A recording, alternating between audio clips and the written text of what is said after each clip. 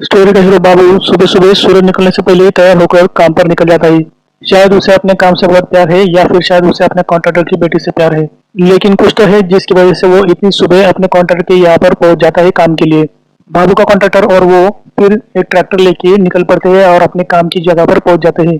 उनका काम है कुएं यानी वेल्स खोदना। बाबू कुएं के गड्ढे को खोदकर उसमें एक्सप्लोजिव्स भरता है और फिर उन एक्सप्लोजिव्स को उड़ा दिया जाता है ताकि जमीन के नीचे का स्टोन फूट जाए और कुआं गहरा बन जाए। बाबू के पिताजी उसे हमेशा कहते रहते हैं कि वो कोई दूसरा ढंग का काम ढूंढ ले, लेकिन बाबू इस काम से खुश होता है। गांव में इलेक्शन का माहौल होता है। चेयरमैन हमेशा की तरह इस साल भी सोसाइटी का इलेक्शन किसी भी तरह से जीतना चाहते हैं और उसके लिए वो लोगों को दारू और पैसे बांट रहे हैं। चेयरमैन और उनका फ्रेंड दोनों इस काम में लगे हुए हैं और एक एक फैमिली से पर्सनली मिल रहे हैं। उनमें और बाबा के फादर में थोड़ी अनबन हो जाती है और इसके बाद चेयरमैन बाबा के फादर पर नाराज हो जाते हैं। लेकिन वो चेयरमैन का फ्रेंड बाबू को अपने साथ खींच लेता है और उसे कहता है कि वो जरा अपने फादर को समझाए। ऐसा करने के बदले में वो बाबू को अपने खुद के ट्रैक्टर को लेने के लिए लोन सोसाइटी की तरफ से सैंक्शन करने का वादा करता है। बाबू एक दिन एक मैरिज अटेंड करने चला जाता है।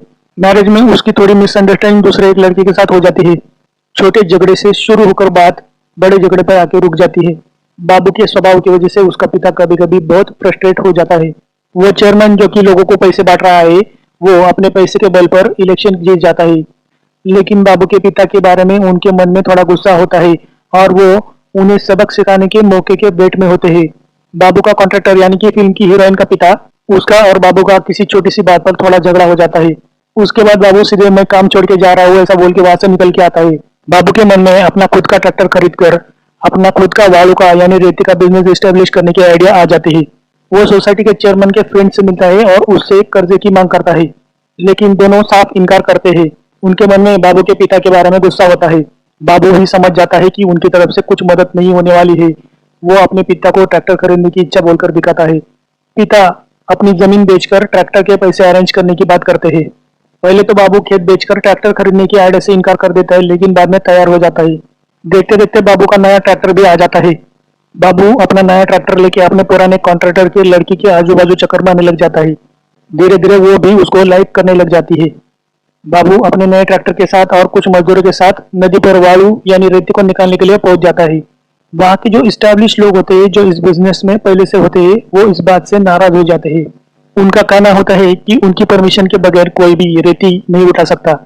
इसी वजह से नदी पर बहुत बड़ा झगड़ा हो जाता है। बाबू उन लोगों की खूब धुलाई कर देता है। बाबू के पिताजी उसकी बहन के लिए रिश्ता ढूंढ कर लेके आते हैं। बाबू और उसकी फैमिली के सामने मैरिज के लिए पैसे अरेंज करने का बहुत बड़ा चैलेंज होता है।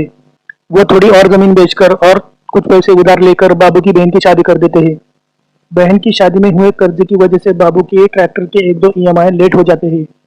बैंक के लोग बाबू को ढूंढते ढूंढते उसके गांव आ जाते हैं। उसका ट्रैक्टर जब्त कर लेते हैं। इस बात से बाबू बहुत डिप्रेस हो जाता है। बाबू को उसके डिप्रेशन के फेज में उसकी गर्लफ्रेंड सपोर्ट देती है और उसको अपने प्रॉब्लम्स के साथ दो दो हाथ करने के लिए मोटिवेट करती है। एक दिन अचानक बाबू को समझता है कि उसकी गर्लफ्रेंड को उसके फादर ने पूना भेज दिया है आगे की पढ़ाई के लिए। इस बात को सुनकर वो और भी परेशान हो जाता है। उसकी गर्लफ्रेंड का अब्सेंस उसे और भी निराश कर देता है। इसके बाद क्या होता है? क्या वो अपनी गर्लफ्रेंड को पूना में खोजने में कामयाब होता है?